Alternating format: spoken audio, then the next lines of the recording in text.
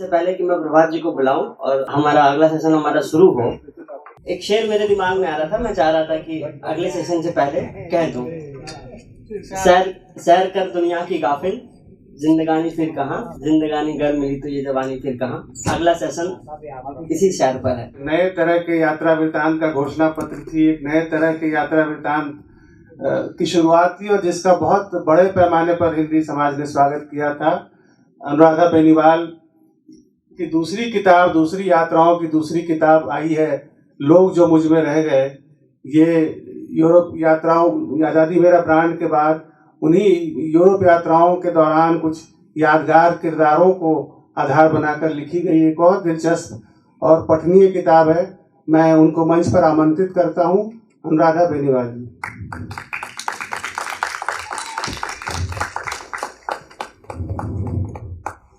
उनसे बातचीत करेंगी दिव्या गौतम।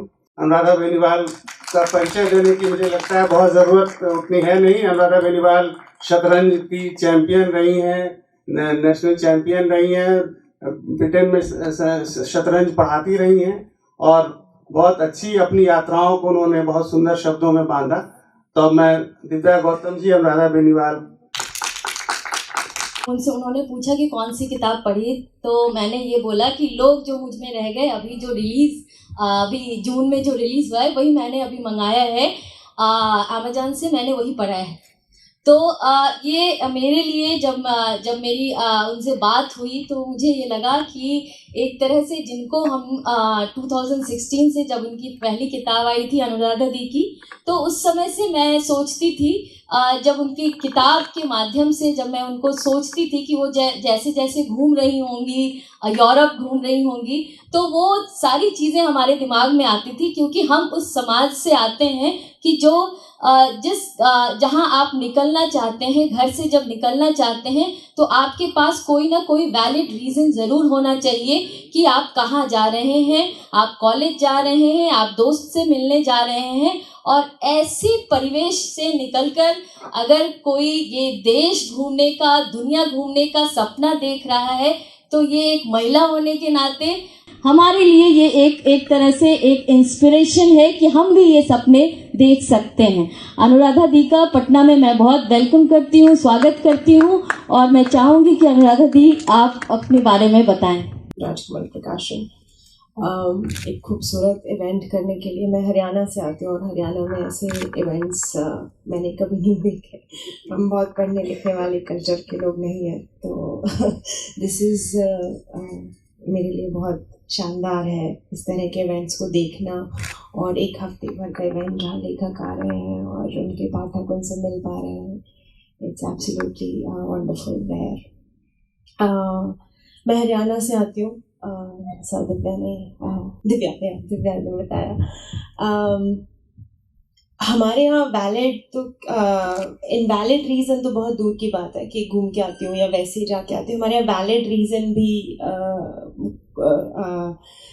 नहीं माने जाते हैं। मतलब स्कूल जाना, कॉलेज जाना ही बहुत बड़ी फाइट है। हर गांव में स्कूल नहीं है, जो कि हर जहाँ पे भी शायद, फिर भी लड़कियों को खास करके कॉलेज भेजना, यूनिवर्सिटी भेजना बहुत रेयर घटनाएं होती हैं। बट हरियाणा का समाज एक बहुत लेयर्ड कॉम्प्लेक्स समाज है, प्रॉबेबली लाइक हर एक समाज। बट हरियाणा का समाज एक तरफ जहाँ जेंडर इनइक्वालिटी इतनी ज़्यादा है कि सबसे ज़्यादा सेक्स रेशियो जहाँ पे स्क्यूड है, भ्रूण हत्या जहाँ बहुत आम है, और दूसरी तरफ जहाँ ओलंपिक के मेडल्स लड़कियाँ लेके आ रही हैं, बॉक्सर्स हैं, रेसलर्स हैं, शूटर्स हैं। सो इट्स अ वेरी बहुत लेयर्ड और कॉम्प्लेक्स समाज है। तो मैं मेरे पिताजी एक रैशनल माइंड के इंसान हैं और प्रोफेसर थे, तो उनको पता था कि किस तरह से एक लड़की का इस हरियाणा के समाज में जीवन आसान किया जा सकता है। सो उनको पता था कि sports is one certificate, sports is one way, जो अगर वो खेलेगी तो उसको एक लिबर्टी मिल जाएगी कि ये तो खेलती है। तो खेलने वाली लड़कियों को हरियाणा में एक तरह की फ्रीडम मिल जाती है। खेल को हरियाणा में एक बहुत इज्जत और बहुत उस नज़र से देखा जाता है, ऑनर की नज़र से देखा जाता है। तो चूँकि मैं बहुत शरीर से बचपन में बहुत ताकतवर लड़की नहीं थी और मैं कोई बहुत अच्छे फिजिकल स्पोर्ट्स नहीं कर पाई, तो वी टुगेदर डिस्कवर्ड चेस और मैं चेस खेलने लगी एक बहुत छोटी उम्र से, जिसने मुझे पूरा देश घुमाया, क्योंकि हरियाणा में पैदा हुई, सारी टूर्नामेंट्स केरला, तमिलनाडु, बंगाल वहाँ होती थी और मुझे घूमने का मौका मिला। और एक तरह की समाज से जिन लड़कियों को बाहर निकलने पे बहुत सवाल उठते हैं, वहाँ एक खेलने वाली लड़कियाँ शॉर्ट्स पहन के दौड़ लगाती हैं, तो वो एक्सेप्टेबल है, वो एक बहुत एक तरह का कॉम्प्लेक्सिटी है। तो वो मेरे को एक तरह की लिबर्टी मिल गई, जिसकी वजह से मैंने पूरा इंडिया घूमा। वो एक तरह का एक वैलिड रीज़न के लिए घूमना था और मैं इंडिया चैम्पियन बनी और स्पोर्ट्स खेलने जाती थी, तो किसी को कोई दिक्कत नहीं होती थी। But there came a time जब मैं बिना कोई रीज़न के घूमना चाहती थी, कि जब मैं टूर्नामेंट्स खेलने जाती थी, कि केरला गई हूँ, तो वो घूमना नहीं होता है। जब आप कोई असाइनमेंट पे जाते हो, चाहे आप पत्रकार हो या आप खिलाड़ी हो, जब आप एक किसी असाइनमेंट के लिए जा रहे हो, तो आपकी एक तरह का माइंडसेट, एक तरह की दृष्टि रहती है कि मुझे ये काम करना है। बट जब आप किसी जगह पे बिना एमलेस जा रहे हो, कि आपका कोई काम नहीं है, but you are there in that space, वो घूमना उसका एक अलग ही स्वाद, उसका एक अलग ही जायका है। और वो चस्का मुझे लगा पहली बार जब मैंने जैसलमेर घूमा, और उसके बाद it was non stop. I think 2010 में मैं अकेले जैसलमेर गई थी। तब तक मुझे लगता था घूमना अमीर लोगों का काम है, बड़े होटलों में जाने वाले, या हम जैसे वैष्णो देवी जाने वाले या हरिद्वार जाने वाले।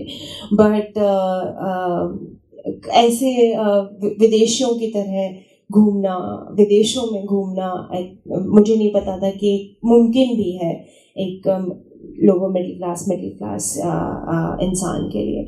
बट मैंने डिस्कवर किया कि मुमकिन है, और उसके बाद इट वाज अनस्टॉपेबल, और मुझे लगा कि मैं इसी चीज़ के लिए बनी हूँ। तो जब मैं रोड पे होती हूँ और एकदम एमलेस होती हूँ, मैं कुछ नहीं करने के लिए जा रही हूँ, तो मैं किताबें भी लिखने के लिए नहीं घूमती हूँ। किताबें हो गई पहली घूमने की, आज़ादी मेरा ब्रांड से मैं 1 साल पहले घूमी थी, और किताब लिखने का कोई मकसद नहीं था।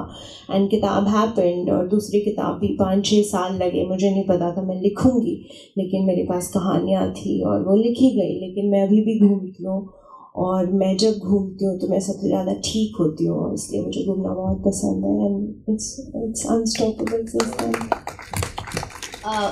जैसा कि आप बताएं कि घूमना आपको पसंद है, लेकिन बहुत समय लोगों का सोचना होता है कि मतलब जब भी महिलाएं कहीं बाहर जाने की सोचती भी हैं, चाहे हम अपने समाज की ही बात करें, तो कभी भी अगर अपने मायके से ससुराल जाने के लिए भी सोचते हैं, तो कोई ना कोई उसके साथ होना बहुत ज़रूरी है। कोई अगर आप कॉलेज भी आते हैं, तो कोई एक छोटा भाई जो है वो भी आपको छोड़ने के लिए कॉलेज आएंगे, स्कूल आएंगे।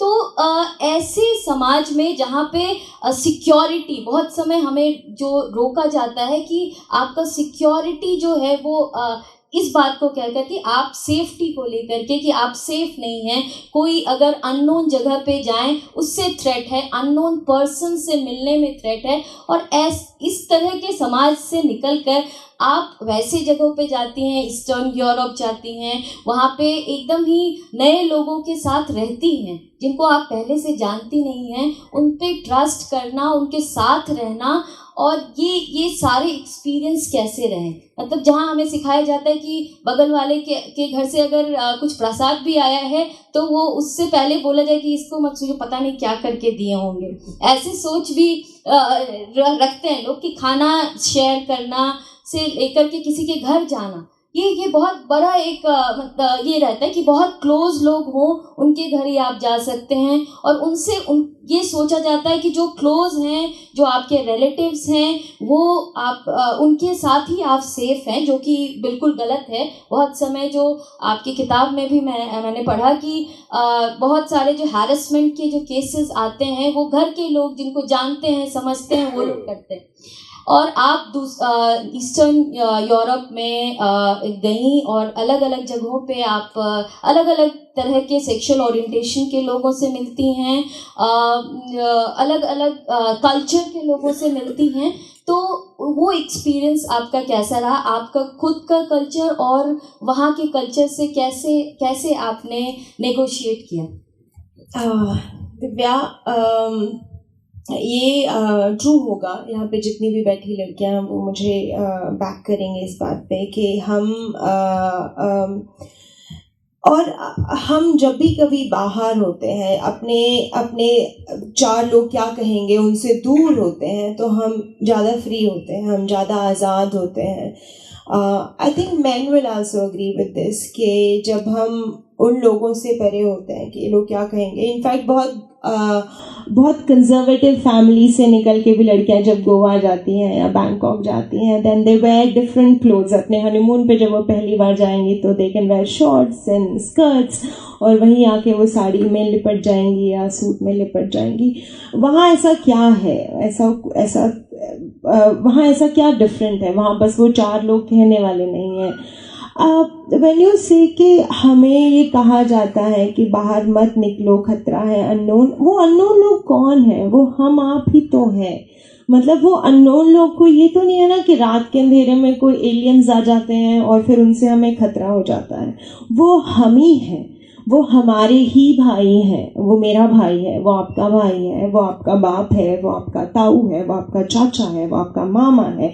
तो हमें अपने ही लोगों से खतरा है, और अगर हमें अपने ही लोगों से खतरा है तो we need to question that instead of कि हम नहीं, हमें खतरा है और हम घर पे रह जाएं। तो हमें कुछ बदलाव की ज़रूरत तो है ना, कि जब एक सलवार सूट में लड़की को भी छेड़ा जा रहा है या छोटी बच्ची के साथ भी कुछ गलत हो रहा है, तो इसका मतलब प्रॉब्लम वो कपड़ों में या उम्र में या जगह में तो नहीं है ना, प्रॉब्लम कहीं और है।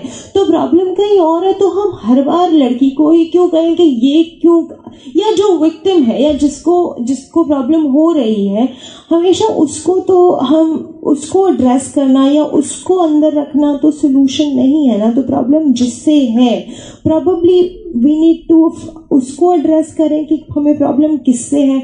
और अगर हमें प्रॉब्लम अपने ही भाई बाप मामा चाचा से है तो हम उन्हीं को क्यों ना कहें, इंस्टेड ऑफ सेइंग के इधर ये पाबंदियां लगाने के कि इस टाइम नहीं, उस टाइम नहीं, ये पहन के नहीं, वो पहन के नहीं, क्योंकि हल निकल नहीं रहा है ना। हमने सब कोशिश करके देख लिया है, हमने शाम को निकलना बंद करके देख लिया है, हमने कोशिशें करके देख ली। ऐसा तो नहीं है ना इस गांव में लड़कियां सूट पहनती हैं तो यहाँ कुछ नहीं होता है।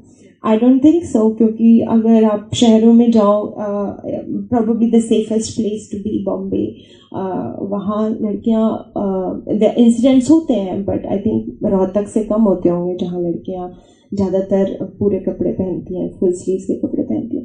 सो I think problem lies somewhere else and we need to address that. And पर मैंने देखा है कि हमारा समाज भी एक कॉम्प्लेक्स समाज है। एक तरह से हम ट्रस्ट नहीं करते हैं प्रसाद को, एज यू सेड, और दूसरी तरफ हम बहुत ज़्यादा ट्रस्ट करते हैं। और आई थिंक मैं उस ट्रस्ट को ढूंढती हूँ, क्योंकि जीवन कैन बी बहुत आप ट्रस्ट ना करें और हर चीज़ को शंका से देखें और हमेशा डरे रहें, तो जीवन बहुत संकुचित और बहुत मेरे लिए सुंदर नहीं होगा। सुंदर हो सकता है, और मैंने ट्रस्ट चुना और मैंने भरोसा चुना, और मैंने देखा कि जितना मैंने भरोसा किया उतना भरोसा मुझे मिला है। और जितना मैंने बाहर जाके भरोसा किया है, प्रोबेबली मैं बुडापेस्ट में हूँ, मैं स्लोवाकिया में हूँ, एंड आई ट्रस्टेड पीपल जिनसे मैं कभी नहीं मिली और मुझे बहुत भरोसा वापस मिला है। सो आई बिलीव कि इंसानियत की जो ह्यूमैनिटी की जो गुडनेस में मैंने बिलीव किया है, और वो मुझे मैनी फोल्ड रिटर्न मिला है। और and I keep telling girls, मैं बार बार अपने किताबों में भी कहती हूँ, अपने आसपास भी कहती हूँ कि सेफ तभी होगा जब हम सब बाहर होंगे, क्योंकि अनसेफ तब हो जाता है जब रात को बहादुरगढ़ में जब मैं रात को 10:30 बजे बस से उतरती हूँ और वहाँ कोई भी लड़की नहीं होती, और वहाँ पान की दुकान पे या चाय के ठेले पे या ऑटो में या बस में they only see men and men, but if there were women, अगर वो चाय का ठेला औरत चला रही होती और उसमें 3 लड़कियां खड़ी होकर चाय पी रही होती और ऑटो में एक लड़की भी, औरत भी ऑटो चला रही होती और बस में उतने ही नंबर में औरतें भी होती जितने नंबर में मेन है, तो आई थिंक वो सेम गलियां, सेम टाइम सेफ हो जाता है। और इट्स सोल्यूशन है हम उतना ही संख्या में बाहर निकलें to be safe and occupy more and more public space, जो स्पेस हमारे लिए अलाउड नहीं है, क्योंकि आज तक अभी एक कुछ सेट स्पेसेस हैं जो औरतों के लिए अच्छी हैं। थिएटर में चली जाओ, ये कला मंदिर अच्छा है तो यहाँ ठीक रहेगा, मॉल में चले जाओ, मॉल ठीक रहेगा, बट कुछ ऐसी स्पेसेस हैं जहाँ औरतें नहीं जाती हैं, लड़कियां नहीं जाती हैं। But I think if we occupy more and more spaces तो will be safe for everything.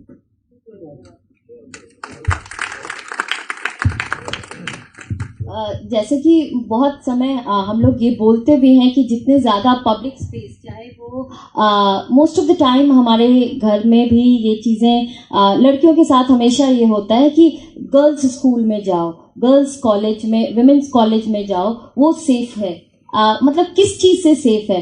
क्या आप मतलब लड़कों से दोस्ती ना हो जाए, इस बात को लेकर के क्वेश्चन है? किस बात से सेफ्टी हमारा समाज ढूंढता है? और क्या डिफरेंस आपको और जगहों पे लगा जो आप इस किताब में, जो आपने नाम दिया इस किताब का, लोग जो मुझ में रह गए, तो आपने इसमें लिखा भी है कि क्यों आपने ये लिखा, इस किताब का ये टाइटल दिया है, तो क्या आप ये हमारे जो सुन रहे हैं उनको बताएंगे? वैसे मैं मिरांडा हाउस में पढ़ी हूँ, women's college, and it's a lot of fun. It's a lot of fun क्योंकि हमें मार्केट और हमें समाज एक तरह का मार्केट तैयार करता है कि इस तरह के दिखना सुंदर है। आई थिंक इससे पहले वाले सेशन में सुंदरता पे बात हुई, क्योंकि मार्केट पे, बिल बोर्ड्स पे, फिल्मों में हम एक ही तरह की, जैसे हम जब फ्लाइट्स में जाते हैं तो एक बैग होता है ना कि इस बैग में जो ये जो हैंड बैगेज है वो उसको इसमें फिट हो जाना चाहिए, एक जगह होती है ट्रॉली, इसमें फिट हो जाएगा तो उसको आप कैरी कर सकते हो। ऐसे ही हमारे ब्यूटी के मापदंड है, सुंदरता के, कि अगर लड़की इसमें फिट हो जाएगी तो वो सुंदर है और इसके बाहर लड़कियां असुंदर है, और हम ज्यादातर असुंदर ही हैं, हम ज्यादातर उसमें नहीं फिट होती हैं। We always trying to be something else. लेकिन हम जब अपने साथ होती हैं, I think girls college is a lot of fun because हम हम किसी को दिखाने की ट्राई नहीं कर रहे हैं, हम खुद हैं, और एक तरह का प्रेशर नहीं है अभी भी, क्योंकि एकदम से कॉलेज में जाना ना, क्योंकि हमें बचपन से अलग रखा जाता है और बड़ा प्राइड लिया जाता है कि मेरा बेटा लड़कियों से बात नहीं करता, इसको नहीं पसंद, and they take a lot of pride in that कि इसको लड़कियों से बात करना क्यों नहीं पसंद, मतलब ये क्या करेगा बड़ा होकर, मतलब why take so much pride कि तो इस बात में बहुत गुरूर सा लिया जाता है कि टीनेज में भी इसको लड़कियों के साथ खेलना नहीं पसंद, मुझे लड़कियां नहीं पसंद, and suddenly you will be married to a woman, फिर आपको how will you deal with that? तो आई थिंक हमें why it was fun for me girls college, क्योंकि हमें शुरू से ही अलग अलग रखा गया था, और इनफैक्ट एक अजीब सा कॉन्सेप्ट है यहाँ पे भी होगा कि अपने साथ वाले लड़कों को, जब मैं चेस खेलती थी या आई डोंट नो अभी चेंज हुआ है कि नहीं, girls will tell me now, but भैया बोलो कि जो है उसको भैया बोलो, अपने दोस्तों को भैया बोलो, अपने से बड़ों को भैया बोलो, एंड it's absolutely disgusting क्योंकि आप you will be married to a man suddenly and you don't know how to deal with that. आदमी को पता नहीं औरत के साथ कैसे डील करना है, क्योंकि उसने तो he hated men, he hated women, I never talked to any women, and then suddenly you're given, उसके लिए वो एक क्रीचर अलग ही एलियन ही हो जाती है, और साथ औरत के लिए वो आदमी एक अलग ही क्रीचर होता है, बिकॉज हमने कभी उनसे बात करना, उनके बारे में जानना कभी सीखा ही नहीं। आदमियों ने औरतों के बारे में बहुत लिखा, ब्यूटी के बारे में, कैरेक्टर के बारे में, ये सुंदर होती है, वो असुंदर होती है, ये आंखें, ये होठ, ये चरित्र, बट फिर ये भी लिखा कि इनको समझना असंभव है, औरतों को समझना असंभव है। इट्स लाइक राइटिंग अबाउट, कुछ लोग बहुत सेंसिटिव होके भी लिखेंगे तो भी बहुत मुश्किल है, बिकॉज इट्स लाइक राइटिंग एक ब्राह्मण लिख रहा है एक अनटचेबल के बारे में, तो आप बहुत सेंसिटिव होके भी आप नहीं उसको छू पाओगे उस गहराई को। और औरतों ने अभी लिखना शुरू किया है, एंड आई थिंक वो पेट्रियार्की के स्ट्रक्चर्स को तोड़ के जब लिखेंगी, जब जिएंगी, तो प्रॉबेबली हम औरतों को और अच्छे से समझ पाएंगे। आई थिंक मर्द भी और अच्छे से समझ पाएंगे जब औरतें खुद लिखेंगी। एंड आई डोंट नो आपने क्या पूछा था और मैं कहाँ चली गई हूँ। टाइटल, हाँ, लोग जो मुझ में रह गए। ये मेरी किताब, तो पहली किताब लिखने के बाद दूसरी किताब मुझे लगा था आसान होगी, जो आसान नहीं थी। मुझे लगा अरे मुझे तो पता लग गया कैसे किताबें लिखते हैं, और मैं तो ये तो हर साल लिख सकती हूँ, क्योंकि मैं तो हर साल घूमती हूँ, इतने देशों में जाती हूँ, और तो बड़ा आसान है। बट नहीं हो पाया, दूसरी किताब लिखने में मुझे 5-6 साल लग गए। और सो दूसरी किताब फिर मुझे लगा कि मैं ऐसी किताब नहीं लिख पाऊंगी जैसी मैंने पहली लिखी है, तो मुझे वो कोशिश करनी बंद करनी पड़ेगी।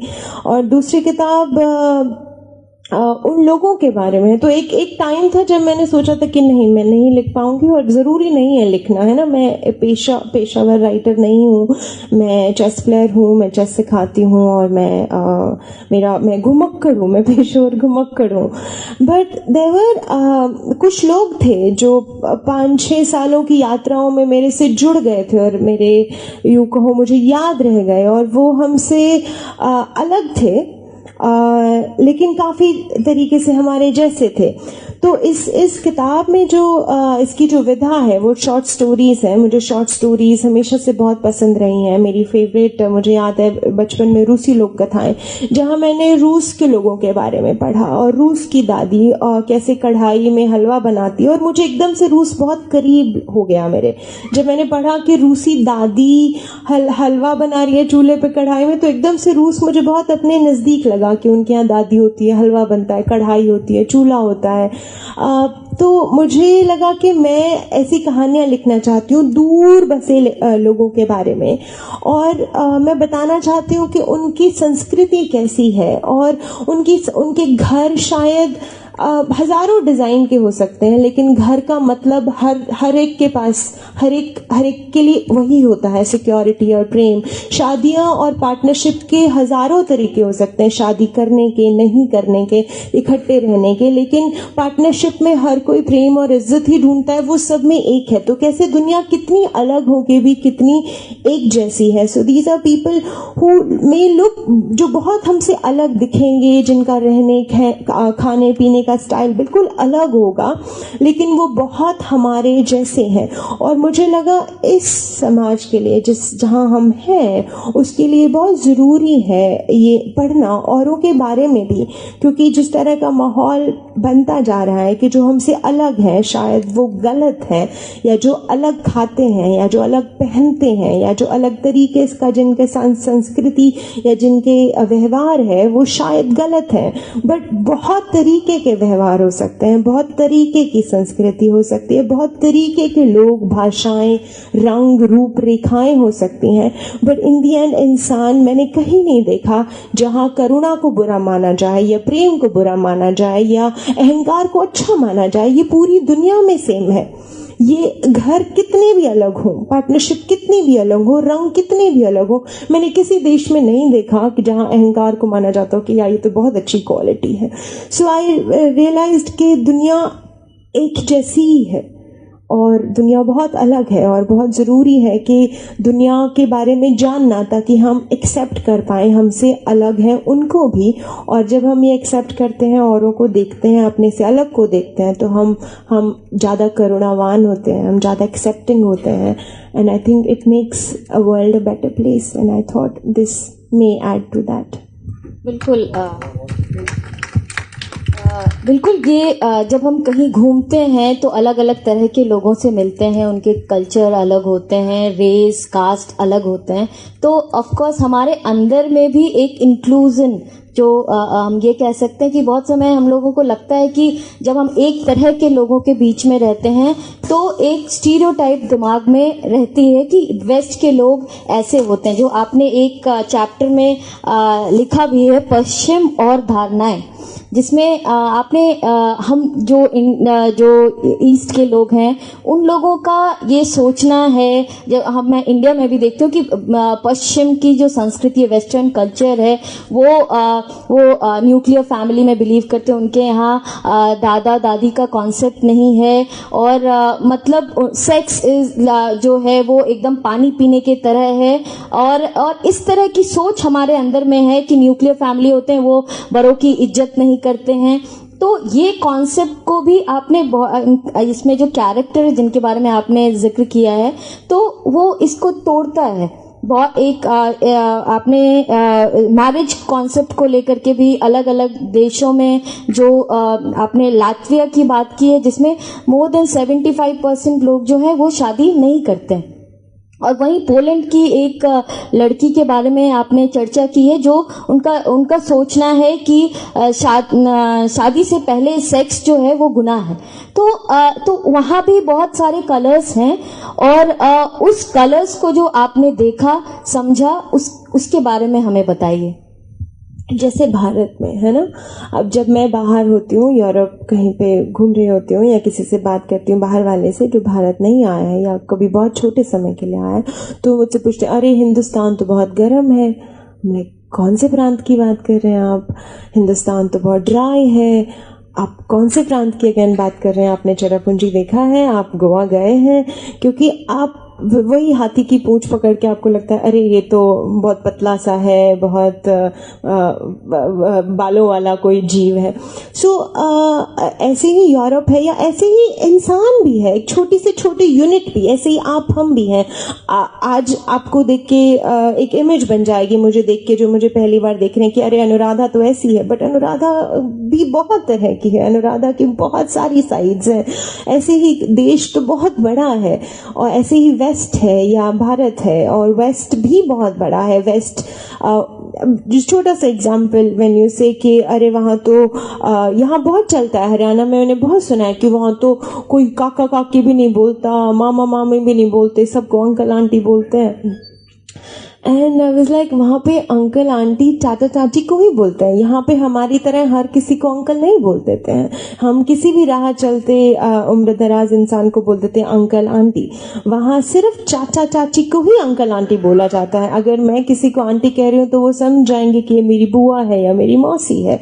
तो एक तरह का स्टीरियोटाइप हम बना लेते हैं, और फिर हम उस स्टीरियोटाइप के बेसिस पे उस इंसान को ट्रीट करते हैं। हम समझते हैं ये ऐसा ही है, और उस तरह से एक नैरो, एक बहुत संकुचित सा विचार बनता है। और आई थिंक इट मेक्स वो दुनिया को बहुत बिटर बनाता है, और हम एक दूसरे से नफरत करनी बहुत आसान हो जाती है जब हम उसका एक ही पहलू देख पाते हैं। वेस्ट भी बहुत बड़ा है, वेस्ट में भी ईस्ट है।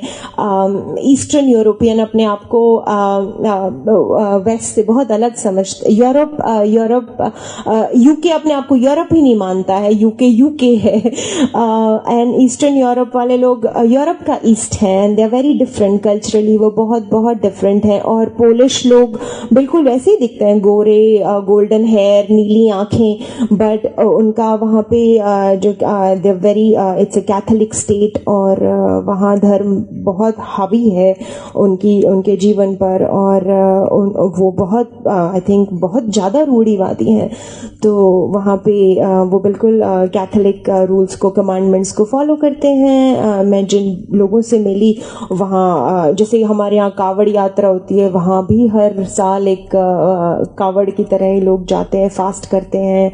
Sex before marriage is prohibited, even life protection is prohibited. So बहुत बारी जब आप वहाँ जाके देखते हो तो आपको एक अलग ही दृश्य दिखता है। And that's why I think travelling and books are so important, क्योंकि जब हम एक ही जगह पे रह रहे होते हैं, नैरो उसमें रह रहे होते हैं, एक अपने से आगे कुछ भी नहीं देखते हैं, एक ही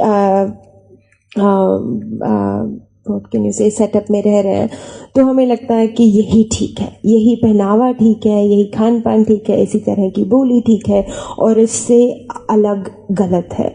and this book is again saying कि नहीं, हमसे जो अलग है, it could be a different sexual orientation, it could be a different color, it could be a different way of life, it could be a different way of बिल्कुल कुछ भी हो सकता है, वो हमसे अलग है, वो हमें खा नहीं जाएगा, वो हमें मार नहीं देगा, वो भी वही चीज़ें देख रहे हैं, पीस एंड लव एंड इज्जत एंड आई थिंक या दैट। इसमें एक जो बहुत ही ब्यूटीफुल सा जगह के बारे में जो मुझे बहुत अच्छा लगा, ये नॉर्डिक कंट्रीज़ के बारे में आपने लिखा है कि वहाँ के लाइफस्टाइल और वहाँ जिस तरह से एक्सेप्टेंस है, जैसे LGBTQI+ कम्युनिटी के जो लोग हैं, उनका जो कपल हैं, उनका सॉरी LGBTQ+ जो कम्युनिटी के लोग हैं, उनका गे मैरिजेस, लेस्बियन मैरिज, ये सब एक्सेप्टेबल हैं। वहाँ की जो प्राइम मिनिस्टर हैं, उनके जो पेरेंट्स हैं, आई थिंक फिनलैंड की जो सना मरीन शायद उनके पेरेंट्स जो लेस्बियन कपल हैं, तो वहाँ जा कर के उनके साथ रह के आपने लिखा है कि हम लोग सोचते हैं ऐसा कि वी आर वेरी प्रोग्रेसिव और ये सारी चीज़ें हमें एक्सेप्टेंस है, लेकिन जब आप वहाँ जाते हैं, उनके साथ रहते हैं, तो क्या चीज़ें आपको एक हेटेरोनॉर्मेटिव सोसाइटी में रहने के बाद वहाँ वैसे कपल्स के साथ रहना, वो आपका क्या एक्सपीरियंस रहा उनके साथ रह करके? दिव्या, वो बहुत जब मैं पहली बार मुझे पता लगा जिस लड़की के घर में रुकी थी, और मैं तीसरी बार फिनलैंड जा रही थी और मैं जिन लड़कियों के पास रुकी थी, मुझे वहाँ जाके पहली बार में नहीं पता लगा था कि जो मेरी दोस्त है तिया की कातिया लेस्बियन है, मुझे नहीं पता था। और जब मुझे पता लगा, I got very excited, like अरे मुझे पता लगेगा, पहली बार मैं किसी लेस्बियन कपल के घर रुकी हूँ और मैं उनको देखूंगी, but they are as boring as any heterosexual couple. और ऐसा कुछ फायरवर्क्स नहीं हो रहे होते वहाँ पे भी, so they are just normal and that's what I am trying to say, कि इसमें कुछ ऐसा अलग नहीं है कि वहाँ कुछ अलग होंगे, they just chose to be with each other and I think exception हर जगह पे हैं। We also have so many of them और हम उनको एक्सेप्ट ही नहीं करते हैं। और गांव में ऐसे कितने सारे किस्से पापा बताते हैं कि वो लड़के को लड़कियों के कपड़े पहनना पसंद थे या वो इस तरह का था, बट हमें या तो उसको बीमारी कह के या उसको कुछ अभिशाप कह के हम उसको या तो ठीक करने की कोशिश करते हैं या उसको मिटाने की कोशिश करते हैं। But there are exceptions everywhere, there are exceptions in the natural world as well, and exceptions को स्वीकार करना, आई जस्ट फेल्ट कि कितना खूबसूरत है कि जब तक कोई आपको परेशान नहीं कर रहा है, you let them be. And वहाँ मैंने देखा कि people Finland and Sweden and Norway and जो नॉर्डिक कंट्रीज हैं, मुझे लगा कि वो ज़्यादा इवॉल्व लगे मुझे, वो स्पेन, फ्रांस या यूके से भी ज़्यादा इवॉल्व लगे, बिकॉज वहाँ की 20-21 साल की लड़कियाँ वो इतनी स्टनिंग थी, वो यूनिवर्सिटी में पढ़ती थी, वो सेकेंड हैंड कपड़े पहनती थी, उनके शायद जूते में थैलियाँ लगी हुई थी, बट वो अपने लोन जो उनको स्टडी लोन लिया हुआ था वो उसमें से पैसे बचा के नेपाल के अर्थक्वेक के लिए वो उस टाइम पे भेज रही थी। सो ऐसे लगा जैसे कि ये ज़्यादा इवॉल्व लोग हैं, इनकी प्रायोरिटीज़ अलग हैं, उसकी प्रायोरिटी एनवायरनमेंट थी उनका और वो खुद एक प्रीस्ट बनने के लिए पढ़ रही थी तिया। एंड आई रियलाइज कि ये तो हमने कभी सोचा ही नहीं, हमने इस उम्र की 21-22 साल की लड़कियां सेकेंड हैंड कपड़े ही पहनती थी, वो उनके पास बहुत मिनिमल लिविंग था, वो बहुत अवेयर थी एनवायरनमेंट को लेके, वो अपना कचरा सेग्रीगेट करती थी 3 पार्ट्स में। एंड जब मैंने फिनलैंड की आर्थिक हालत कोई अभी पूरे यूरोप की आर्थिक हालत कोई बहुत अच्छी नहीं है, और उस टाइम पे जब मैंने उसको कहा कि उसने बताया कि फिनलैंड की सरकार आजकल बहुत कट कर रही है, जो गरीब देशों में पैसा जाता था वो फंड्स को काट रही है। एंड मैंने कहा फिर ठीक ही तो है, अपने देश को संभालो पहले, है ना, अपने देश को ठीक करो, फिर और बाद में करेंगे, यही हमें सिखाया गया है, पहले अपना पेट भरो। फिर उसने कहा बट हमारा देश हमारा देश सिर्फ नहीं है, यहाँ कॉफ़ी आती है इथियोपिया से, यहाँ टमाटर आता है स्पेन से, यहाँ तो सिर्फ आलू होता है। तो अगर हम बाहर की चीज़ें ले रहे हैं तो हम उसको इग्नोर कैसे कर सकते हैं? We are not just our country, we are I am global citizen and I felt really emotional. उसने मुझे उस टाइम सच में इमोशनल कर दिया कि मैं इस 21 साल की लड़की से मुझे ये सिखा रही है, ये बता रही है कि हमारा देश सिर्फ हमारा नहीं है। अगर हम कंज्यूम कर रहे हैं यूथोपिया की कॉफ़ी तो हम रिस्पॉन्सिबल है उन लोगों के लिए भी।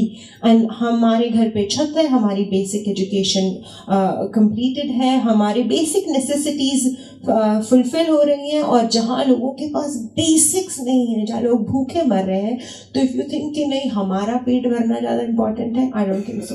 एंड उसने मुझे बिल्कुल चुप कर दिया। And I just that made me realise कि फिनलैंड की लड़कियाँ काफ़ी शानदार है और इसलिए मैंने उनके बारे में लिखा है इस किताब में। हम लोग भी बहुत इंस्पायर हुए उसको पढ़ कर के कि किस तरह से वो अपने बारे में ही नहीं, बस अपने देश के बारे में ही नहीं, दूसरे देश के बारे में भी सोच रही हैं। उसके बाद मैं लास्ट चैप्टर जो आपने लिखा, मुझे उसको पढ़ने के बाद मैं बहुत दुखी हो गई। चैप्टर दाग, इसमें आपने पोलैंड के एक डिटेंशन कैंप के बारे में, तो वहाँ के कैंप के बारे में लिखा है और वहाँ जाने के बारे में आपने क्यों सोचा कि वहाँ आपको विज़िट करना चाहिए उस जगह को। और अभी के समय में जब एक्स सोवियत कंट्रीज़ भी आपने विज़िट किया, तो वहाँ के लोगों का क्या सोच है अभी? क्योंकि बहुत समय जो एक्स सोवियत कंट्रीज़ हैं उनको हम लोग ये सोचते हैं कि वो कम्युनिज्म से निकले हैं तो पूरी तरह से प्रो अमेरिकन होंगे।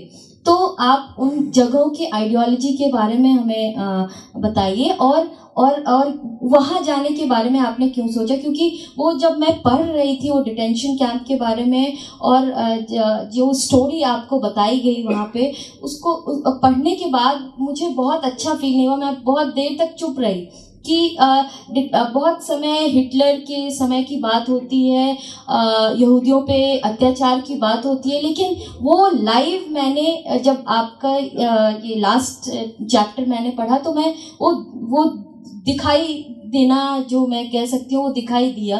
तो आप वहाँ जाने के बारे में क्यों कैसे सोचा और क्यों आप गई वहाँ? तो ना मुझे हिस्ट्री बहुत पसंद है, मुझे ज्योग्राफी भी पसंद है, लेकिन जिस तरह से हमारे यहाँ पढ़ाई जाती है, पहली बात तो मैं स्कूल नहीं गई हूँ 12वीं तक क्योंकि मैं शतरंज खेलती थी, तो मुझे ना कभी भी पढ़ के कुछ समझ नहीं आया। ना मुझे कभी वर्ल्ड वॉर की डेट्स याद हुई, ना मुझे पसंद है पढ़ना लेकिन मुझे समझ नहीं आता था। मुझे ऐसे लगता था कि मैं जानना चाहती हूँ लेकिन कितना भी पढ़ के मैं नहीं समझ पाई। और जब मैं पहली यात्रा की तो मैं जर्मनी गई और मैं वहाँ जब मैंने बर्लिन में सारे म्यूजियम्स को देखा और मैं उन लोगों से मिली जिनके दादा वर्ल्ड वॉर 2 में थे, तो पता नहीं उनसे बात करके और वहाँ रह के एकदम से समझ आता है, एकदम से क्लैरिटी होती है कि अरे ये जो इतना पढ़े, इतनी किताबें पढ़ी थी और वो एकदम से वहाँ होना उस चीज़ को बहुत क्लियर कर देता है।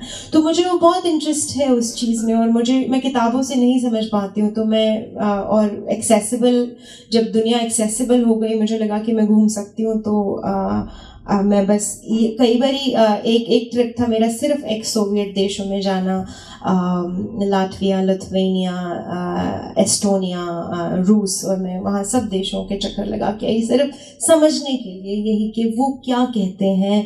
क्योंकि कोई अमेरिकन प्रोपेगेंडा बताता है, कोई रशियन प्रोपेगेंडा बताता है, बट वहाँ के लोग क्या कहते हैं। Anyway, so coming back to Auschwitz, तो मेरा एक बहुत डीप इंटरेस्ट था। मेरे बहुत सारे फ्रेंड्स हैं, जूज हैं, एंड मुझे था कि ऐसा क्या हुआ, because it's not just Germany में सिर्फ हिटलर ने ऐसा नहीं किया, the whole Europe hailed Hitler, Austria hailed Hitler, a lot of there's a deep rooted hatred that was there for Jews, and I was मैंने कितना भी पढ़ लो, आप गूगल पे पढ़ लो, किताबें पढ़ लो, just to understand एक रेस के प्रति इतनी नफरत कैसे पैदा हुई, कैसे कर दी गई, what was it। तो उसमें मेरा बहुत इंटरेस्ट था उसको जानने में. सो मैं बहुत सारे लोगों से मिली, मैं बहुत सारे ये हॉलोकास्ट म्यूजियम्स में गई और डिटेंशन कैंप्स गई जस्ट टू अंडरस्टैंड दिस. बहुत सारे लोगों से बात की, तो उसके बारे में मैंने लिखा है. एंड उसको समझने की कोशिश की कि हिटलर ने तो जो किया मतलब उसके जो रीजंस थे, उसने जो कहा कि जूस वर दिस और दैट, बट ऑस्ट्रिया ने कैसे हेल किया. मतलब they were the first ones to hail Hitler. और फिर अलाउ कैसे किया, मतलब कैसे अलाउ किया इतने संख्या में, मिलियंस ऑफ बच्चे, औरतें, बूढ़े, आदमी, जवान, उनको मारना, गैस करना अलाउ कैसे किया. ह्यूमैनिटी इतना गिरी कैसे. टू अंडरस्टैंड दैट कि जर्मनी तो बहुत खुले में उसको लिखता है, बोलता है, और खुले ओपन म्यूजियम्स हैं. और मेरी पहली किताब में जर्मनी के बारे में है, एक माफ़ी मांगता शहर बर्लिन, जो बहुत ही अपॉलोजेटिक दिखता है और है. But what happened Austria, Vienna में मुझे ऐसा अपॉलॉजी नहीं सीम हुआ. Apology Vienna is a very बहुत ही क्या बोले, बहुत ही बड़ी बड़ी बिल्डिंग्स, विशालकाय सा शहर, बहुत पॉश सा शहर है. एंड वो अपॉलॉजी नहीं मांगता. और वहाँ वो उन लीडर्स के, वो क्वीन का स्टैचू है जिसने हेल हिटलर किया, और वो अभी भी है. और वहाँ अभी भी एक तरह की डीप रूटेड हेट्रेड है यहूदियों के प्रति.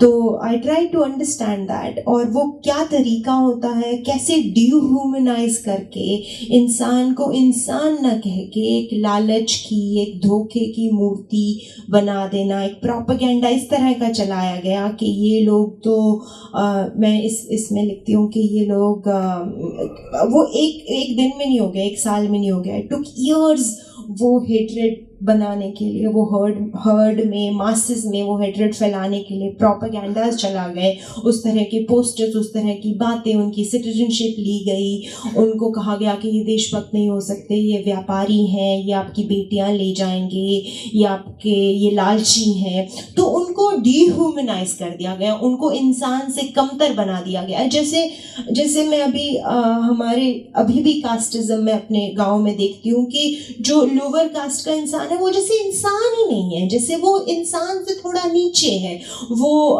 गंदा है, या वो ऐसे ये लोग तो ऐसे हैं, वो ये लोग तो ऐसे हैं. उसको इस तरह से ट्रीट करना कि जब आप उसको मारो तो आपको लगे आप इंसान को नहीं मार रहे हो, आप गंदगी को मार रहे हो, या आप धोखे को मार रहे हो, या आप एक देशद्रोही को मार रहे हो. एंड आप भूल जाओ कि इंसान है. And that takes years of drilling, propaganda.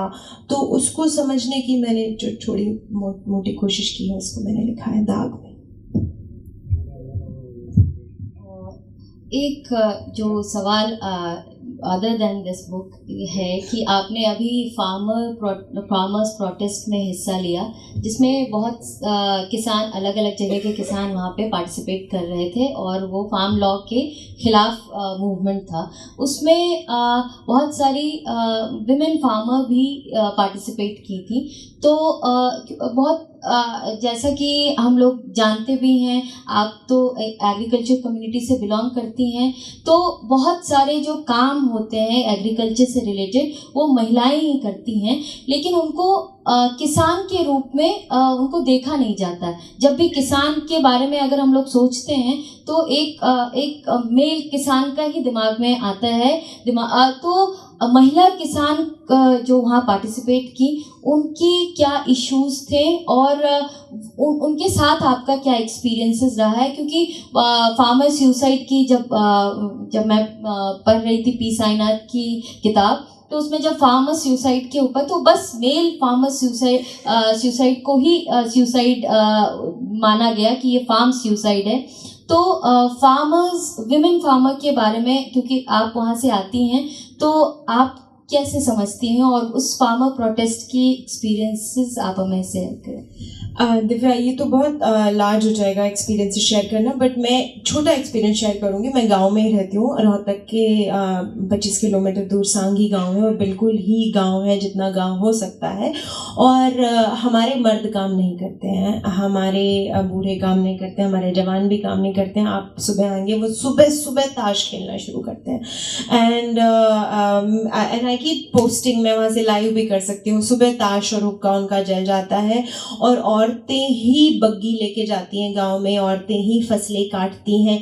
हाँ, ट्रैक्टर आदमी चलाते हैं, बट बग्गी जो ज़्यादातर बैल के साथ जब गांव में खेत जाया जाता है, वो औरतें ही चला रही होती हैं। जो मीनियल जिसे कहेंगे, जो जिसमें बहुत माचो वो नहीं है, ट्रैक्टर नहीं चला रही हैं, बट जो न्यार लेके आना है जानवरों के लिए, घास फूस लेके आना है, या गेहूं काटना है, या धान लगाना है, वो सब औरतें ही करती हैं। तो जो लॉट ऑफ मैनुअल लेबर औरतें करती हैं, बट उनको किसान क्यों नहीं समझा जाता है, I don't know, you tell me. हमें बहुत कुछ नहीं समझा जाता है।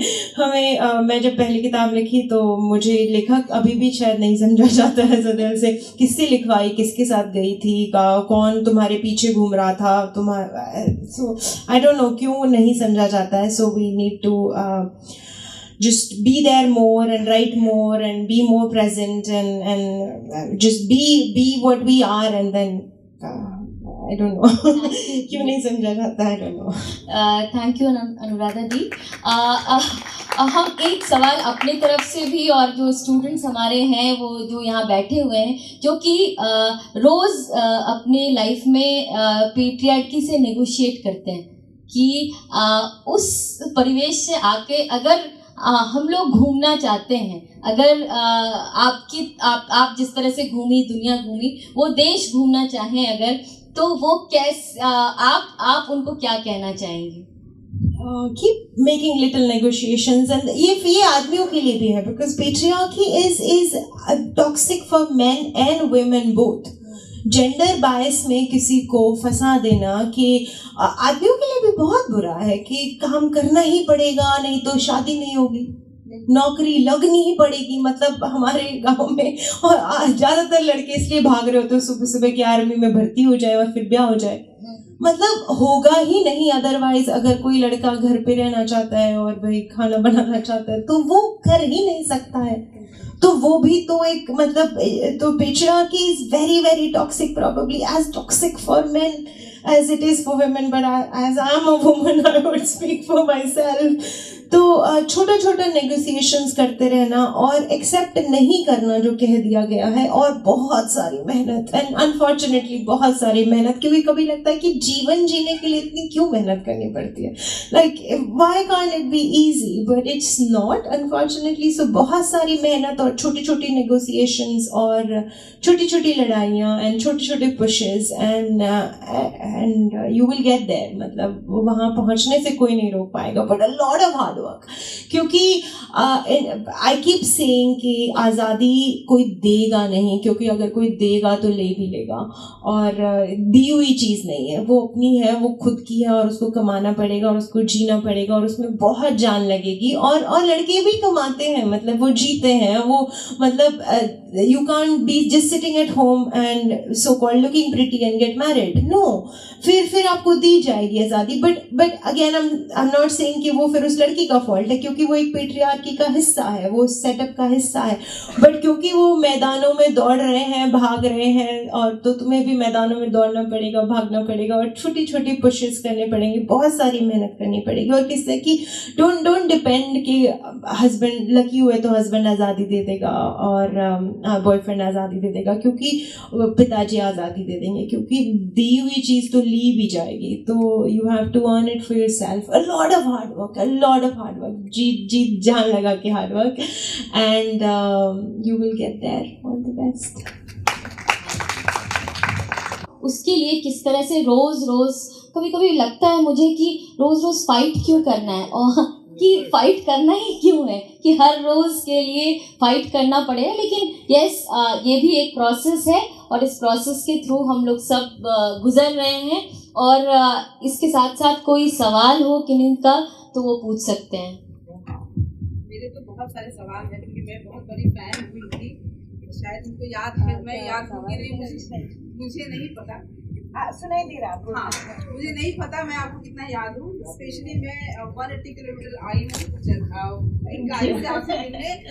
यू वोंट बिलीव, मैं I am very getting so sorry, मैं थोड़ी सेंटिमेंटल हूँ, बहुत ही सेंटिमेंटल हूँ। और अनु ऐसी है मेरे लिए, मुझे किसी फ्रेंड ने, मैं एक सोशल एक्टिविस्ट हूँ, आप गूगल कीजिएगा मेरा नाम तो मिलेगा, सरिता राय बिहार की बेटी। मेरे एक फ्रेंड था, फेसबुक फ्रेंड, मैं किताबें पढ़ती हूँ बहुत ज़्यादा, तो नहीं फॉलो के लिए लोगों को पढ़ती हूँ, बहुत ज़्यादा मैंने पढ़ी नहीं। एक मेरा फ्रेंड है जिन्होंने मुझे सजेस्ट किया, मैं सब लोगों को ये क्यों रख रही हूँ, मैं ये बात अनु की तरफ से मैं ये बताना चाहूँगी, सजेस्ट किया कि तुम बहुत रेबेल हो, तुम पढ़ो इसको। मैंने बोला किसको पढ़ो, मैंने तब तक मैं नहीं जानती थी अनुराधा को। उन्होंने कहा कि आज़ादी मेरा ब्रांड पढ़ो। मैंने अजीब सा नाम है, क्या है भाई। उन्होंने कहा कि मैं तुम्हें लिंक भेजता हूँ, तुम ये किताब प्लीज़ मंगवाओ, तुम जरूर रिलेट करोगी खुद को, तुम प्लीज़ पढ़ो, तुम्हें इंस्पायर मिलेगी। जो भी तुम प्रॉब्लम्स सामना की हो अपने काम में, ग्राउंड लेवल पे जो तुम काम कर रही हो उसमें। जब मैं किताब पढ़ी, आप कोई भी इंसान यकीन नहीं करेगा, पहले 2 पन्ने के बाद मेरे आंखों से बहुत आंसू गिरे। मुझे सरप्राइज मिली, हर वो बात, मैं बिहार से हूँ, वो हरियाणा से है, हर वो चीज़ बिहार होने के बावजूद वो हरियाणा की, मैं रिलेट कर पा रही थी खुद को उनकी किताबों में। मैं आज सबके सामने कहूँगी, यकीन नहीं करेंगे, मैं वो पूरी किताब डर डर के पढ़ रही थी, डर डर के इसलिए कि जल्दी खत्म ना हो जाए। सच बता रही हूँ, मेरे घर में मतलब मैं हर एक पन्ना में 2 दिन लगाती थी, जल्दी खत्म होगा तो मैं जीऊँगी कैसे फिर। दूसरी बात, लोग जो मुझ में रह गए, मैं खरीदी नहीं डर से इसलिए नहीं खरीदी कि खरीदूंगी फिर मेरे अंदर का वो खत्म ना हो जाए। और अनुराधा को टाइम लगा दी, दूसरा बुक को लिखने में समय लगा दी, तो मेरे अंदर जो जीने की जो बीच में जो पाउज दे दिया ना उन्होंने, मैं सच बता रही हूँ, डर से मैंने वो बुक नहीं खरीदी। तो मैं आपसे एश्योरेंस चाहूँगी, क्या हम जैसे इंसान, हम जैसे लोग, क्या फिर अनु को बहुत जल्दी जल्दी पढ़ पाएगी कि बहुत टाइम लगेगा? मैं आपसे समझना चाहती हूँ। I am very emotional, sorry. मैं लिखना सीख रही हूँ। आपने सरिता है ना, सरिता, मैं जैसे मैंने बताया कि मैं लेखक नहीं हूँ, पत्रकार भी नहीं हूँ। मैंने 12वीं तक ही हिंदी पढ़ी है और वो भी स्कूल ना जाके तो मैं कोशिश कर रही हूँ, मैं अटेम्प्ट कर रही हूँ, मैं कोशिश कर रही हूँ अटेम्प्ट करने की फिक्शन, और एक बहुत बड़ी किताब लिख दूँ, फिर आगे नहीं लिखना पड़े कुछ भी। मैं कोशिश करती हूँ, ऐसा नहीं कि मैंने दूसरी किताब में कोशिश नहीं की थी, हुआ ही नहीं, आया ही नहीं। बट अब लिखूंगी नहीं, मैं पक्का लिखूंगी, मैं और लिख रही, कोशिश कर रही हूँ। मैं यहाँ थिएटर करती हूँ। आपकी किताब आज़ादी मेरा प्राण मैंने शुरू की, और उसमें एक जगह जब आप जैसलमेर घूमने गई हुई हैं, और उसमें एक लड़की आपको बाहर की मिलती है, मुझे देश नहीं याद आ रहा है, और उसने बताया कि कैसे वो नौकरी करके पैसे उसने इकट्ठा किए, डाउन पेमेंट करना था, घर लेना था, फ्लाविया जापान से, या तो घर लेना है, और उसके लिए बहुत मेहनत की उसने। और फिर वो जब घर लेने गई तो उसे लगा कि अभी इतनी मेहनत की डाउन पेमेंट करने के लिए और पूरा जीवन लगा देंगे उस घर को अपना बनाने के लिए, तो इससे अच्छा है कि हम किराए में रहते हैं। और उस पैसे से वो देश घूमने निकली और इंडिया आई। ये एक बहुत बड़ी बात है, जो सारे मतलब अभी का जो पूरा समय है, या एक कंपटीशन है कि हम नौकरी कर लें, फिर घर ले लें, फिर उसको ऐसे सजा लें, मतलब ये जो पूरी एक होड़ मची हुई है बाजार के तहत भी हम इसको कह सकते हैं। ये एक उस लड़की का एक्सपीरियंस मुझे बहुत इंस्पायर किया और बहुत अच्छा लगा कि किस तरह से आप अपने जीवन को कैसे जीते हैं। ये आपके ऊपर है कि आप अपने जीवन को कैसे जीते हैं। तो ये चीज़ मुझे बहुत अच्छी लगी, और अनुराधा आपका लिखने का तरीका भी मुझे बहुत पसंद आया, और ये नहीं लग रहा था कि हम किताब पढ़ रहे हैं, ये लग रहा था कि हम बात कर रहे हैं। शुक्रिया। Thank you. अनुराधा जी नमस्ते, मेरा नाम सितारे हिंद है और मैं पटना विश्वविद्यालय में अतिथि प्राध्यापक हूँ। 2019 में आपकी किताब मैंने पढ़ी, तमिलनाडु सेंट्रल यूनिवर्सिटी में उसमें पढ़ा रहा था, और तमिलनाडु के और केरल के जो पीजी के बच्चे थे उनको मैंने कहा कि वो आपकी किताब पढ़े, सबसे बड़ी बात आपकी किताब में खास बात मुझे यह लगी कि हरियाणवी हिंदी का जो छौंक है वो शानदार है। और विदेशों में जो आपने यात्राएं की तो विदेशों की जो चीज़ें हैं वो हिंदी के आम पाठक उतनी अच्छी तरीके से नहीं जान सके, लेकिन आपकी किताब ने हम लोगों को ये चीज़ें दी।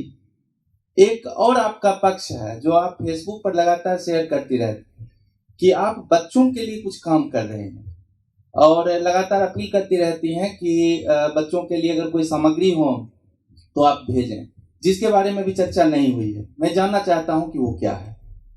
जी मैं इंडिया मैं वैसे यूके रहती हूँ, लंदन रहती हूँ, लेकिन मैं पिछले कुछ समय से कोशिश कर रही हूँ कि मैं इंडिया में ज़्यादा समय बिता सकूँ। तो मैं पिछले 2 साल से लगभग इंडिया में ही रही हूँ, एक्सेप्ट 1-2 महीना गई हूँ सिर्फ फ्रांस और लंदन।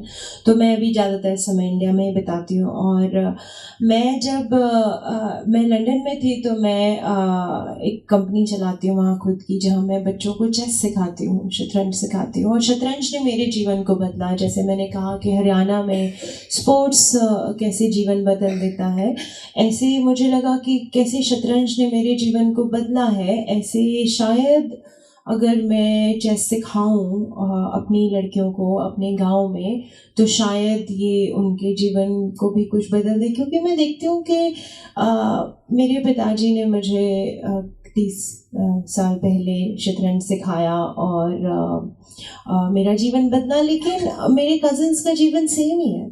मतलब ऐसा नहीं कि उनका देख के या पढ़ के कुछ बदल गया, उनका सेम ही है। वो वही 12वीं के बाद ग्रेजुएशन, मैक्सिमम ग्रेजुएशन के बाद शादी कर दी गई है और फिर बहुत सारे डिपेंडेंट ससुराल पे है। अभी मेरी कज़न की शादी हुई है पिछले हफ्ते और ऐसे ही फिंगर्स क्रॉस्ड हैं कि हाय अच्छे मिले, हाय अच्छे मिले, है ना, ससुराल अच्छा मिले, हाय पति अच्छा हो।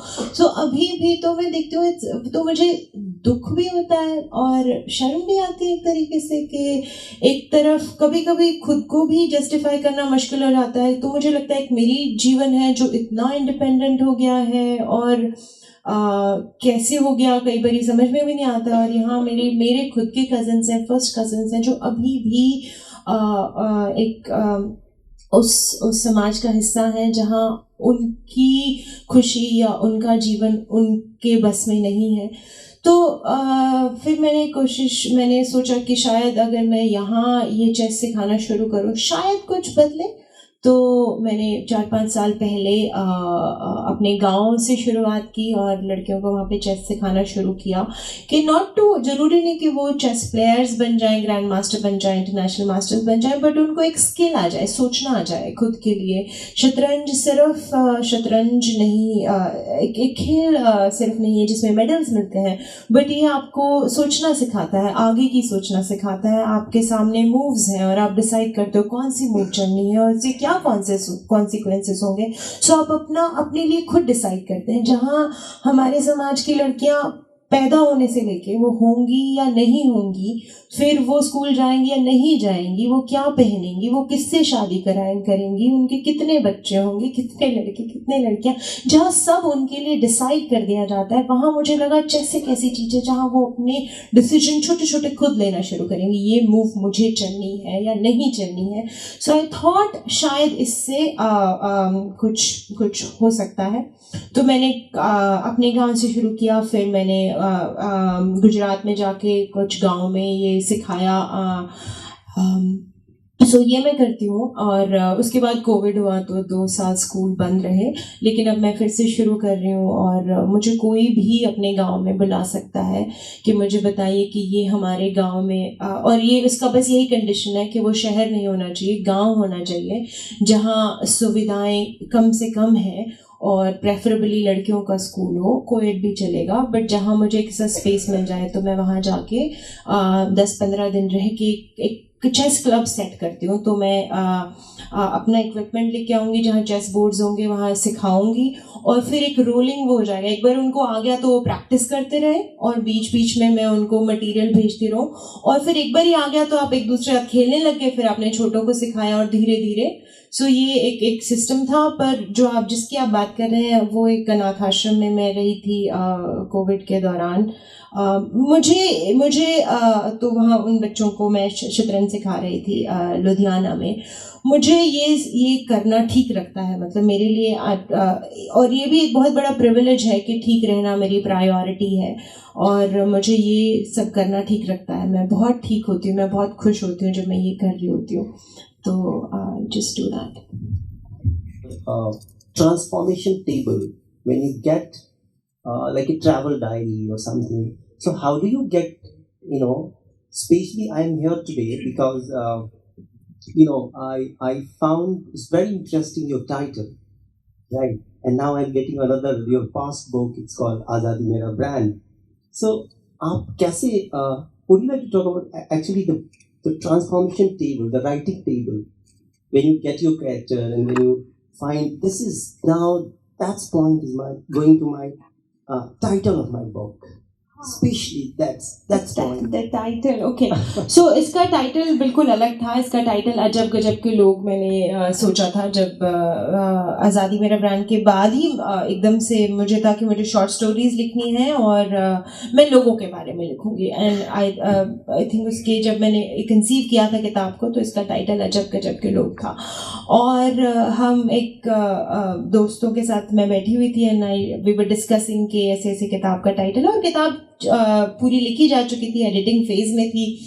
एंड ही सेड व्हाई अजब गजब। तो मेरे लिए अजब गजब था कि शानदार, मतलब एक अलग तरह के लोग, अजब गजब के लोग। बट दोस्तों का फीडबैक आया कि अजब गजब को नमूने की तरह ट्रीट किया जा सकता है, because you trying to normalise them, you trying to say कि ये अपने जैसे ही हैं, नॉर्मल हैं, चाहे वो गे कपल है या बाइसेक्सुअल्स हैं या लिविंग विदाउट मैरिज हैं। तो यू ट्राइंग टू से कि वो अपने जैसे ही हैं, बट अजब गजब में सीम लाइक तुम कह रही हो कि ये नमूने हैं, ये अलग तरीके के लोग हैं। तो आई सेड ओके, मैं बस कहना चाहती हूँ कि वो लोग हैं। सो वी थॉट कि लोग, आई सेड तो किताब का नाम होगा लोग, बट लोग बिकम्स वेरी ड्राई, लोग। तो आई सेड लोग जो मुझे याद रह गए, या जो people who remain I remember in 5-6 years, and then मुझे नहीं पता किसने बोला, कैसे बोला। It is not just my product. It was 4-5 of us, and it's like तो लोग जो मुझ में रह गए, and it just happened. Now we don't know किसने वो coin किया शब्द, but it just came about like that. Good evening, ma'am. मैं पटना वुमेंस कॉलेज की स्टूडेंट हूँ और मेरे साथ मेरी दोस्त लोग भी आई हुई हैं।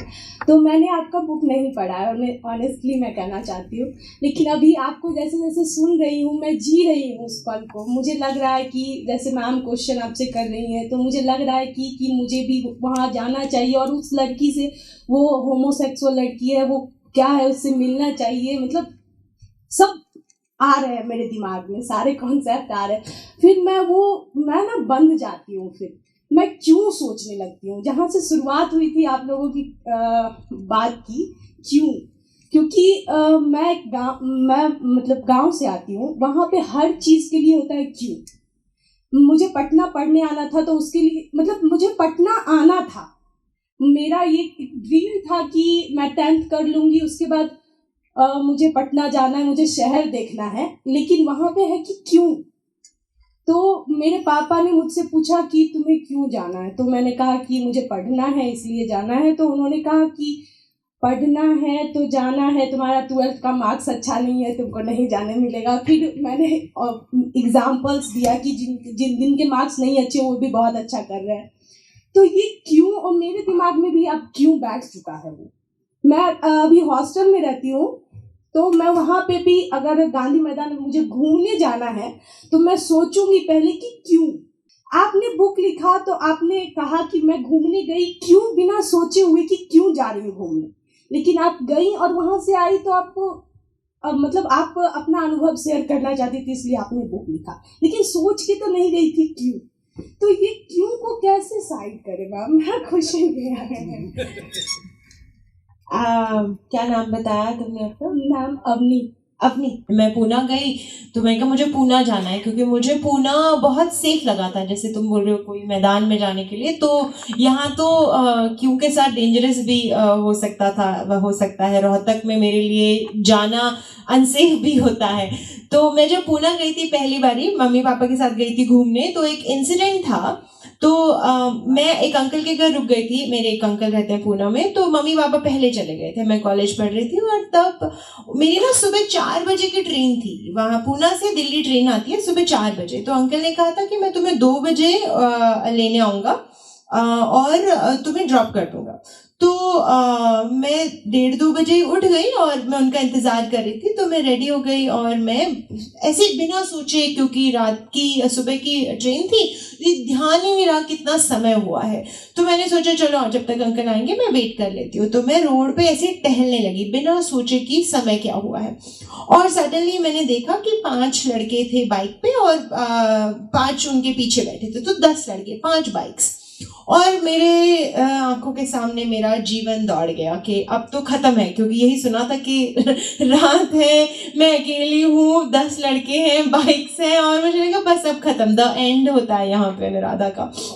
एंड मैं बहुत ऐसे बिल्कुल फ्रीज हो गई वहाँ पे, और उन्होंने बाइक थोड़ी स्लो कर ली और वो चले गए, और वो मेरे लिए लाइफ चेंजिंग इंसिडेंट था। वो स्लो इसलिए हुई क्योंकि एक मोड़ था, उन्होंने ना देखा, ना कुछ कहा, ना कुछ बोला, और मुझे लगा ये स्वर्ग है और मुझे लगा शायद मैं स्वर्ग में आ गई, क्योंकि मैं जहाँ पैदा हुई हूँ रोहतक के गांव में, और जहाँ मैं पढ़ी हूँ दिल्ली में, ये मुमकिन ही नहीं था। मतलब कोई भी कुछ भी कह देता है। मतलब मैं जब 8वीं 9वीं में थी और मैं अगर कुछ लेने जा रही हूँ गली में, तो मैं कोशिश करती थी कि किसी आंटी के साथ चलूँ या किसी औरत के साथ चलूँ, कोई मेरे साथ होता कि कोई कुछ कहे ना, कितना कुछ लिजा कोई गंदा कमेंट सुनने को मिल ही जाता था, और आपको घर से निकलने से भय लगता था मुझे।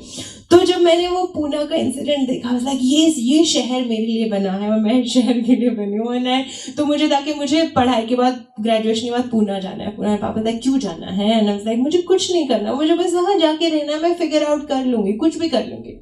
तो उनको फिर शांत करने के लिए, क्योंकि मिडिल क्लास घर में लड़के भी उनको कुछ करना होता है, मतलब पढ़ाई से ब्रेक लेना, मतलब अब तो खत्म हो गया, मतलब अब तो आवारागर्दी शुरू है, तो पढ़ाई से ब्रेक लेना बहुत बड़ी चीज़ है।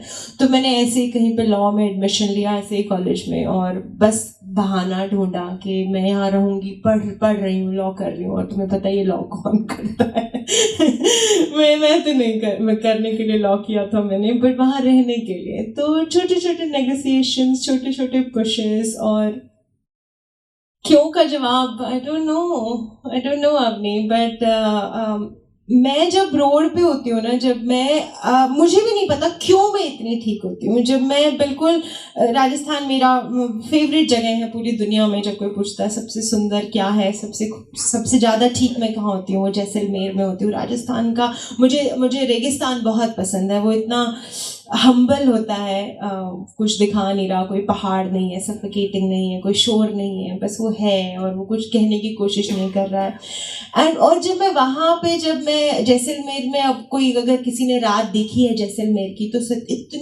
इतने तारे दिखते हैं वहाँ, पूरी गैलेक्सीज दिखती हैं, और बिल्कुल आपको लगता है बिल्कुल आपको तारों ने घेर लिया है, ऐसे इतना नीचे आ गए होते हैं जब आप सैंड ड्यून्स पे बैठे होते हो।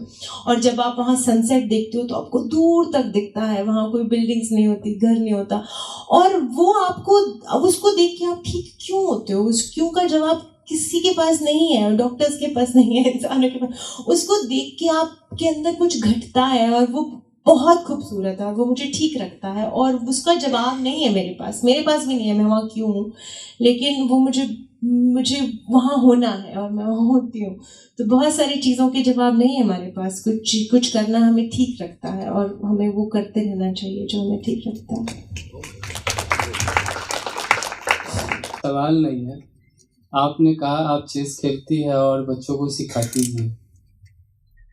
मुझे लगता है आपने एक फिल्म देखी होगी, मैं आपको सिर्फ एक फिल्म सजेस्ट करना चाहता हूँ। उस फिल्म का नाम है क्वीन ऑफ कैटवे। आप देखना उसको, उन लड़कियों से भी मिली हूँ। मुझे लगा कि उसमें जो ट्रेनर है वो कैसे छोटे छोटे बच्चों को ट्रेनिंग देते हैं, अपने पैसों से उसे सिखाते हैं, और एक समय ऐसा आता है कि जिस लड़की को वो ट्रेन कर रहे हैं उसकी माँ ही उस पर एलिगेशन लगा रही है कि मेरे बच्चे को परेशान कर रहे हैं। इंडिया में बहुत सारे जगह पे मैं गई हूँ और घूमना मुझे पसंद है, बट लिख नहीं पाती हूँ कैसे लिखना है। इंस्पिरेशन कहाँ से आपको आया, कैसे आप स्टार्ट किए?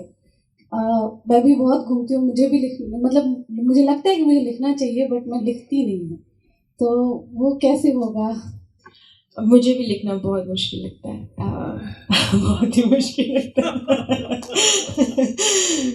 मैं बोल लेती हूँ। मेरे पिताजी ने बहुत अच्छा मुझे, मौसी बुआ ये सब जो हैं, ये इनको हिंदी भी नहीं आती है हरियाणवी में, और वो कभी बाहर नहीं गए, तो मुझे उनको सुनाना बहुत पसंद है कि अच्छा फिर ये होया, फिर मैं न्यू गई, फिर मैंने न्यू देखा, फिर मैं, तो मुझे बड़ा मज़ा आता है उनको इंटरप्रेट करने में। कि तो पिताजी ने he gave me one tip, तो मैं यहाँ शेयर करूँगी कि सर जब तुम लिखोगी तो तुम अनुराधा बन के मत लिखना। तुम ये मत सोचना कि लोग अनुराधा को पढ़ रहे हैं, तुम ये सोच के, और ऑनेस्टी तभी आ पाएगी, क्योंकि तुम अगर लिखोगे अरे अगर मैंने ये लिख दिया तो फिर लोग क्या सोचेंगे और फिर ऐसे कैसे लगेगा, तो इससे तुम जितना ऑनेस्ट हो सकती हो उतना ऑनेस्ट होकर लिखो। और ये मत सोचना इसको कोई भी पढ़ेगा, या ये अनुराधा के बारे में, एक लड़की के बारे में जिसे तुम जानती हो और उसके बारे में लिखी हो, और फिर don't worry. And I think I will give a lot of credit to my papa, क्योंकि वो जब वो साथ होते हैं ना, मतलब तब आपको किसी चीज़ का डर नहीं लगता है, मतलब तब आपको लगता है कि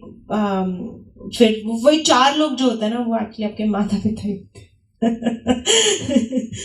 तो दैट जस्ट राइट, मतलब अगर आप कह सकती हैं तो आप लिख भी सकते हैं, और ये मत सोचना कि इसको पढ़ के लोग क्या सोचेंगे। तो हरियाणवी मैं यही बात हरियाणवी में कह दूंगी, क्यों ना सोचिए कोई के सोचेगा, तू बस लिख ही जा, अपनी जो मन मार है वो लिखते, कति ना सोचिए भाई किसने के फर्क पड़ेगा। Thank you Anuradha the, and thank you Rajkamal प्रकाशन, और आपसे बात करके बहुत अच्छा लगा, और इसी तरह से पब्लिक स्पेस को इसी तरह से ऑक्यूपाई करते रहे, जिस तरह से आज बहुत सारी स्टूडेंट्स आई हैं, इसी तरह से और ज़्यादा पब्लिक स्पेस पे आएँ और इसको और सेफ बनाएं, और ताकि हम लोग बेहतर तरीके से वहाँ घूम सकें। मैं एक और आपको ये किस्सा शेयर करूंगी पब्लिक स्पेस से याद है। एक बार ना मेरे को ना हरियाणा में, और ये हरियाणवी में कहूँगी मैं, हरियाणा में ना मेरे को एक इवेंट में बुला लिया गया। वो ना हरियाणा में कुछ कास्ट के दंगे हुए थे एक टाइम पे, आरक्षण पे, तो उन्होंने सद्भावना सम्मेलन कुछ करा और कहा कि भाई अनुराधा को बुलाएंगे। तो मैं कहा ठीक है, और मैं आई रही थी इंडिया उस टाइम पे, तो मैं कि ठीक है, तो मैंने उस प्रोग्राम के बारे में एक दो दोस्तों से पूछा कि भाई कौन करवा रहा है, क्या है, तो उन्होंने कहा कि ये तो भाई बहुत ही संघियों का प्रोग्राम है, आरएसएस का प्रोग्राम है, और यहाँ तो कोई भी लड़की नहीं है। तो मैंने कहा इससे अच्छा और क्या मौका होएगा। तो मतलब किसी का भी प्रोग्राम है तो मतलब स्पेस तो मिलेगी ना मुझे, मतलब बोलने का मौका मिलेगा, तो वो स्पेस उस स्टेज पे 50-60 तो बाबे और सारे मेल्स, और मैं वहाँ पे, और मुझे बोलने का स्पेस मिला। So was like, and they said कि मत जाओ, ये है वो, पर उन्हीं की स्पेस तो सबसे खूबसूरत है, क्योंकि वहाँ तो मीडिया भी इतना था, लोग भी हजारों थे। तो I said just occupy any space, don't worry कि ये स्पेस इसकी है, ये स्पेस उसकी है, वो स्पेस तुम्हारी है, जहाँ तुम बैठ गई वो तुम्हारी है वो, और जहाँ तुम बोलोगी वो चाहे किसी भी आइडियोलॉजी की स्पेस है, कोई भी, और इट्स ओके, वो आइडियोलॉजी उसको भी सुन लेंगे और अपनी कह देंगे। तो कहीं पे भी स्पेस, कैसी भी स्पेस, जस्ट ऑक्यूपाई इट, घेर लो। अनुराधा जब बोलती हैं, जितना अच्छा लिखती हैं उससे ज़्यादा अच्छा बोलती हैं। मैंने दिल्ली में देखा है कि इनको सुनने बड़ी तादाद में लड़कियां आती थी और बहुत इंस्पायर होती थी इनके लेखन। आज़ादी मेरा ब्रांड के बाद इनके मैंने सुना था, मैंने पाया कि मेरे प्रदेश की राजधानी में भी लड़कियां इनको सुनने के लिए आई हैं विशेष रूप से। ये लेखक को इससे बड़ी सफलता क्या हो सकती है। आप सब लोग इनकी दूसरी किताब भी पढ़ें, लोग जो मुझ में रह गए, और आज़ादी मेरा ब्रांड तो ज़रूर पढ़ें, कुछ नए सोच के रास्ते खुलेंगे। बहुत बहुत धन्यवाद आप सब लोगों का, अनुराधा आपका कि आपने इतना अच्छा बोला, और दिव्या आपका कि आपने इतनी अच्छी बातचीत की।